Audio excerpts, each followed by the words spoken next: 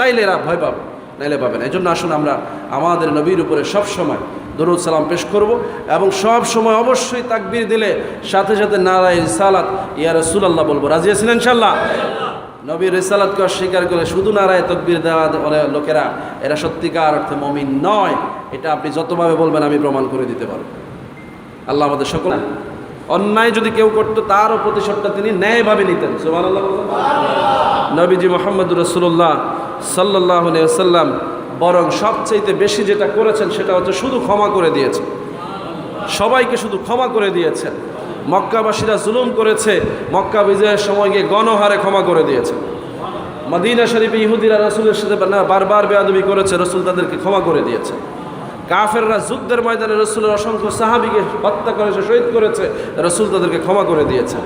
যখনই তারা ইমানের দিকে আসছে রাসূল সাদরে তাদেরকে মুসলমান হিসাবে রিসিভ করে নিয়েছেন। বলি সুবহানাল্লাহ।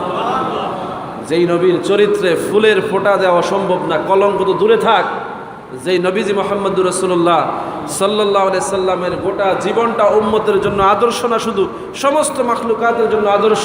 আল্লাহ রাব্বুল আলামিন নিজে সার্টিফিকেট দিয়েছেন, লাকাদ কানা লাকুম ফি রাসূলিল্লাহি উসওয়াতুন হাসানা। যে রাসূলকে পাঠিয়েছি ওই রাসূলের চরিত্র সবচাইতে সুন্দর। বলি সুবহানাল্লাহ।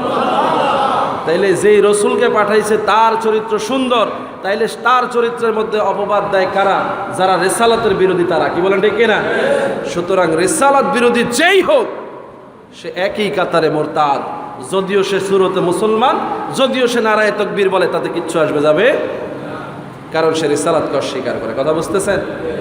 এই জন্য আমি অনুরোধ করব, যারা আজকে প্রতিবাদে মাঠে নামবেন, নারায়ে রিসালাত না বললে আপনারাও ওই কাতারে মুনাফিক আছেন, ওই কাতারে মুনাফিক আছেন। আপনারা ইসলামের পক্ষে কথা বলতে গিয়ে আব্দুল্লাহ ইবনে উবাইর মতো বদরের ময়দান থেকে পালিয়ে যাবেন, এতে কোনো সন্দেহ নাই।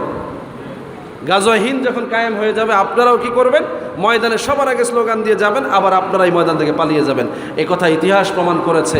যারা নবীর রিসালাতকে স্বীকার করে না, যারা রিসালাতের পক্ষে স্লোগান দেয় না, যারা নবীর নামে দুরূদ পড়া পছন্দ করে না, নবীর নামে আওয়াজ করা পছন্দ করে না, তারা যতই তাকবীর ধ্বনি দেখ কিচ্ছু আসবে যাবে।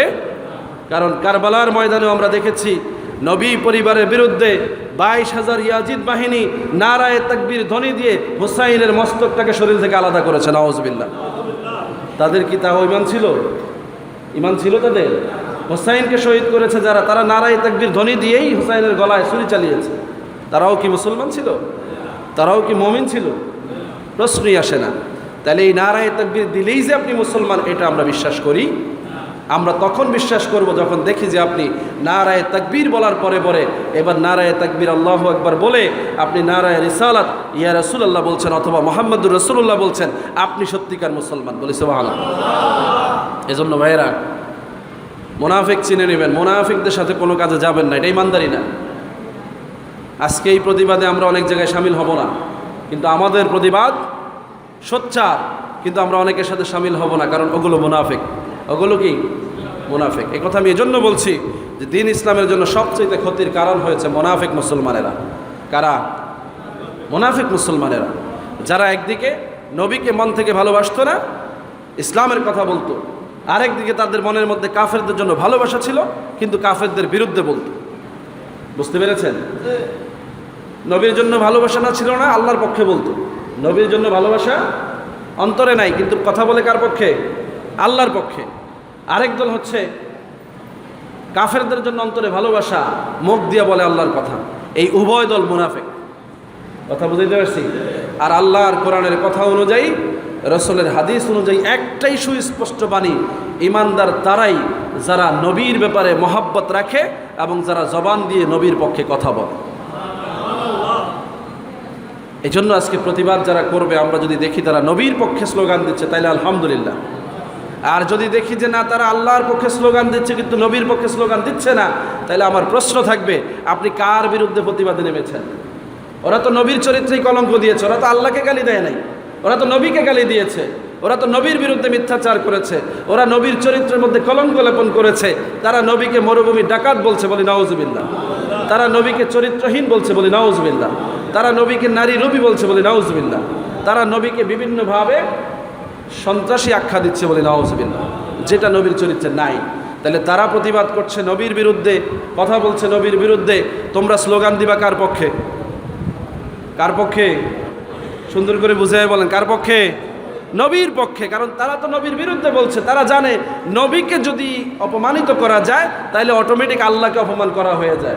কিন্তু তারা এটাও জানে ডাইরেক্ট আল্লাহকে অপমান করলে আল্লাহ ছেড়ে দিবে না, আর নবীকে অপমান করলে আল্লাহ ততক্ষণ পর্যন্ত সহ্য করবে যতক্ষণ না নবী অভিযোগ না দেন। আর নবী এত দয়ালু, নবী সবসময় ক্ষমার নীতিতে ছিলেন, এজন্য সহজে কাউকে তিনি অভিসম্পাদ দিতেন। তায়েফের ময়দানে নবীজির উপরে জুলুম হলো, শরীরে রক্ত প্রবাহিত করা হলো, পাথর মেরে মেরে রসুলকে জমিনে শুইয়ে দেওয়া হলো, রসুলের জুতা মোবারক রক্তের কারণে শরীরের সাথে আটকে গেল, গরম পানি ঢেলে ঢেলে আস্তে আস্তে খুলতে হয়েছে, টান দিলে চামড়া উঠে যাবে, এরকম অবস্থা হয়েছে। সেই নবী তায়েফবাসীকে মাফ করে দিয়েছে। এজন্য রসুলকে যতই কেউ অপমান অপদস্থ করে, ক্ষমার নীতিটা সবার উপরে থাকে।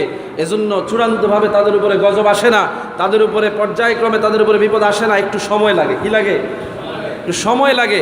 কাফেররা এই সময়টুকু পায়, আর আমাদের মধ্যে মুসলমানেরা এটা দেখে তারাও ভাবে যে নবীর নিয়ে এমন বড় কথা বলল, নবীকে নিয়ে এমন অপমান করলো, কই এগুলো তো ধ্বংস হয়ে গেল না? তাইলে কি বোধ হয় নাউজুবিল্লাহ মনের মধ্যে একটা সন্দেহ ঢুকে তার, যে পড়লো না মরলো না, নবীর বিরুদ্ধে কথা বললে এগুলো তো জমিনেই ধ্বংস হয়ে যাওয়ার কথা না। নবীর বিরুদ্ধে কথা বললে সাথে সাথে আপনাকে আল্লাহ ধরবে না, কারণ নবীজি এখানে উম্মতের কাণ্ডারি বলি সুবহানাল্লাহ। নবীজি শেষ সময় পর্যন্ত কাফেরদেরকে সময় দিয়েছেন, মুরতাদদেরকে সময় দিয়েছেন, মুনাফিকদেরকে সময় দিয়েছেন, চূড়ান্ত অবস্থায় গিয়েও মুনাফিকদের জন্য দোয়া করার চেষ্টা করেছেন। আল্লাহ তখন বলেছেন, নবী আপনার এত উদারতা, আমি এজন্যই আপনাকে সর্বশ্রেষ্ঠ বানিয়েছি বলি সুবহানাল্লাহ। কিন্তু আপনি যাদেরকে উদারতা দেখাচ্ছেন, আপনি যদি ৭০ বারও এই মুনাফিকদের পক্ষে দোয়া করেন, আমি আল্লাহ মাফ করব, তাহলে চূড়ান্ত আঘাত করবে কে? সুতরাং সেই আঘাত কখন আসবে সেটা কিন্তু আমি আপনি জানি। সুতরাং আমরা নবীর পক্ষে কথা বলবো। কার পক্ষে কথা বলবো?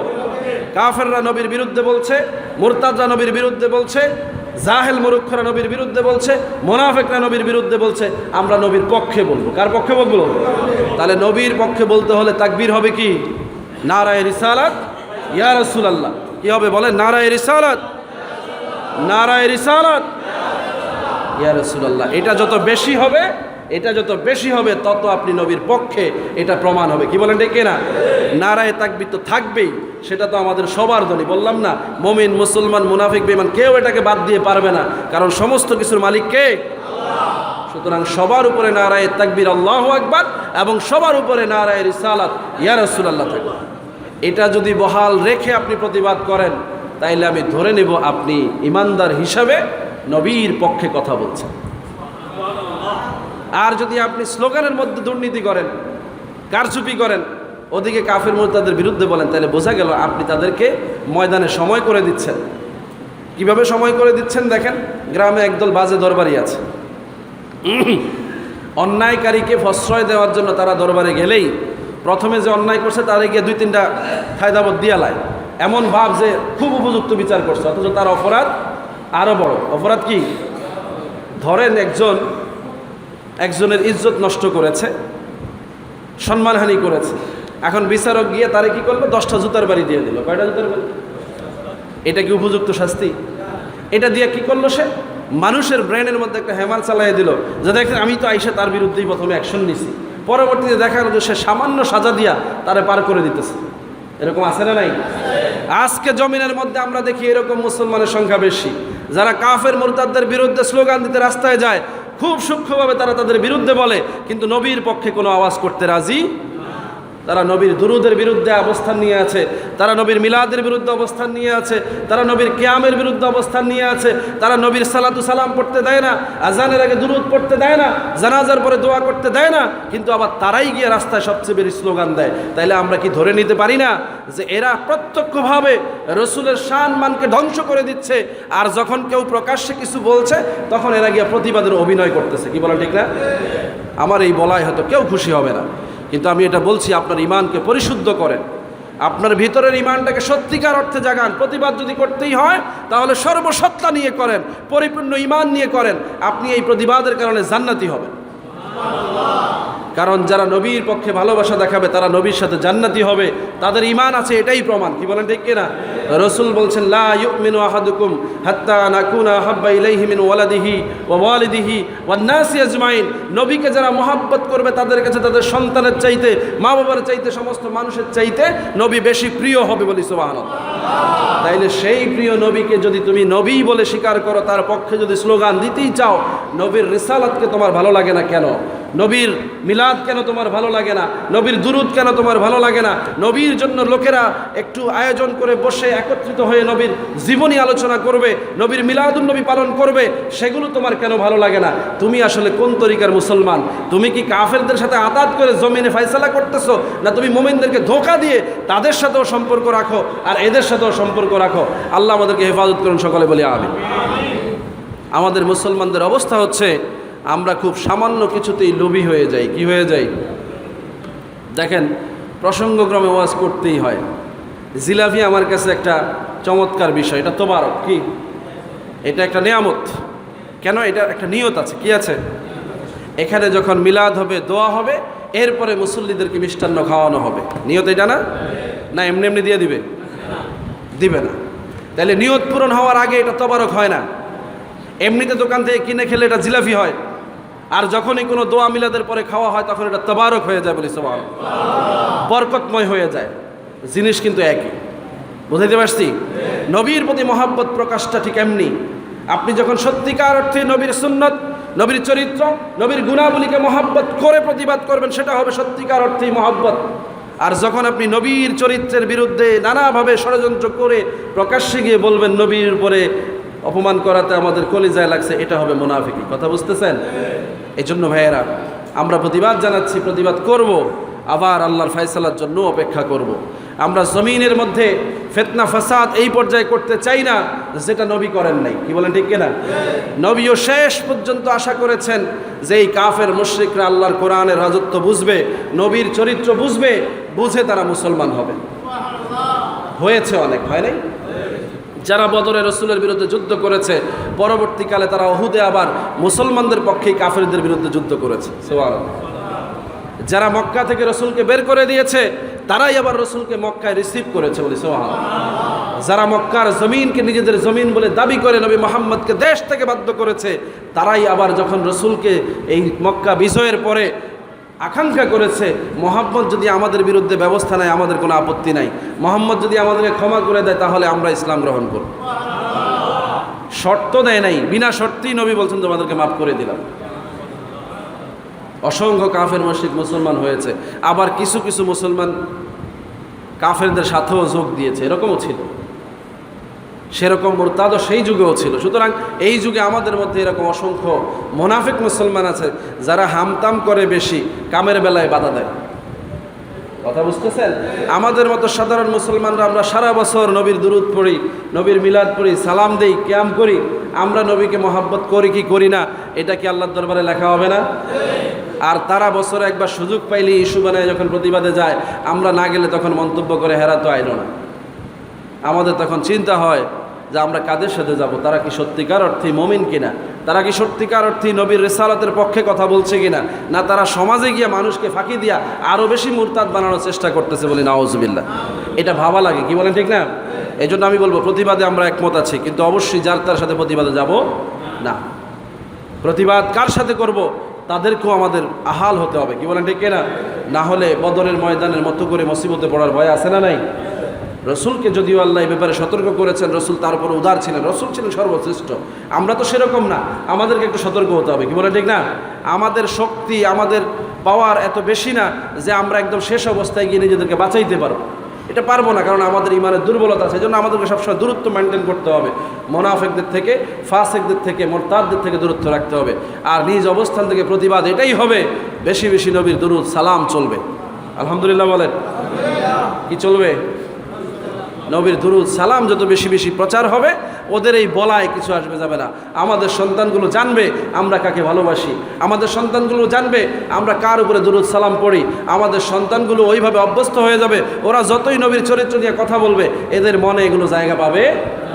আর যদি আপনি শুধু বছরে একবার দুবার শুধু প্রতিবাদ করেন, সারা বছর মিলাদ দোয়া দুরূদ বন্ধ রাখেন, তাহলে আপনার সন্তান এমনিতেই মুরতাদ হয়ে যাবে, এমনিতেই সে নবী চিনবে না, নবীর প্রতি মায়া তার লাগবে না। যার সামনে আপনি বারবার নবীর কথা বলবেন না, সে নবী চিনবে। এই জন্য ভাইয়েরা, এখন সময় এসছে আল্লাহর অলিরা অথবা অলিয়ে কেরাম অথবা পূর্ববর্তী ইমামেরা এবং সাহাবায়ে আজমাইনরা তারা সবচেয়ে বেশি গুরুত্ব দিতেন নবীর দুরুদ এবং সালামকে। বলি সুবহানাল্লাহ। আল্লাহও গুরুত্ব দিয়েছেন, নামাজের মধ্যে নবীর দুরুদ এবং সালামকে ফিট করে দিয়েছেন। বলি সুবহানাল্লাহ। আল্লাহ রসুলকে মেরাজে নিয়েছেন, সেখানেও নবীজির উপরে আল্লাহ নিজে রসুলের উপরে দুরুদ সালাম করেছেন। বলি সুবহানাল্লাহ। সুতরাং কোরআনেও আল্লাহ বলেছেন, ওয়া রাফা'না লাকা যিকরাক, আমি আপনার জিকির তথা আপনার দুরুদ সালামকে বড় করে দিয়েছি। সুবহানাল্লাহ। নবীর জিকির কি? দুরুদ এবং সালাম, এটাই নবীর জিকির। আর আল্লাহর জিকির কি? আল্লাহর নাম এবং সিফাতি নামগুলো ধরে জপা, সেটা হচ্ছে আল্লাহর জিকির। কথা বুঝে আসছে কিনা? কিন্তু আল্লাহ এই আয়াতে স্পষ্ট করে দিয়েছেন, ওয়া রাফা'না লাকা যিকরাক, আমি আপনার জিকিরকেও বুলন্দ করে দিয়েছি। তার মানে আপনার দুরুদ সালামকেও আমি আমার মতো করে সুচ্চকিত করে দিয়েছি। বলি সুবহানাল্লাহ। এই জন্য সেটাকে বাদ দিয়ে আপনি যতই মহব্বত দেখাবেন, এটা পরিপূর্ণভাবে আপনার ইমানের পরিচয় হবে না। ওটাকে বহাল রেখে যদি আপনি কথা বলেন, এটা তাদের জন্য মিসাইল ক্ষেপণাস্ত্র হবে, এটা তাদের কলিজায় আঘাত করবে, এটা তাদের মুরতাদ সালতানাতকে ভেঙে তছনছ করে দিবে, তাদের উপরে গজব আসতে দেরি হবে না। এই জন্য আমাদেরকে ওই পরিমাণ ইমানদার হতে হবে যে নবীর চরিত্র সম্বন্ধে, নবীর আখলাক সম্বন্ধে, নবীর পরিবার সম্পর্কে ভালো ধারণা রেখে ওই বিষয়গুলোকে সবসময় নিজেদের মধ্যে চর্চা রেখে এরপরে যখন আপনি প্রতিবাদ করবেন, ওরা দেখবে যে একজন আসে না, হাজার হাজার মুসলমান প্রতিবাদ করতেছে। আর এখন হাজার হাজার দেখেও ওদের কোনো ভয় লাগে না, কারণ ওরা জানে এগুলো কোনো অরিজিনাল মুসলমান। কথা বুঝতেছেন? না হলে এই বাংলাদেশে কি করে সাহস করে তারা? 90% মুসলমানের দেশে কি করে তাদের জবান দিয়ে কথা বেরোয়, আর ওই দেশের মিডিয়া কি করে এগুলো প্রচার করে? কি বলেন, ঠিক না?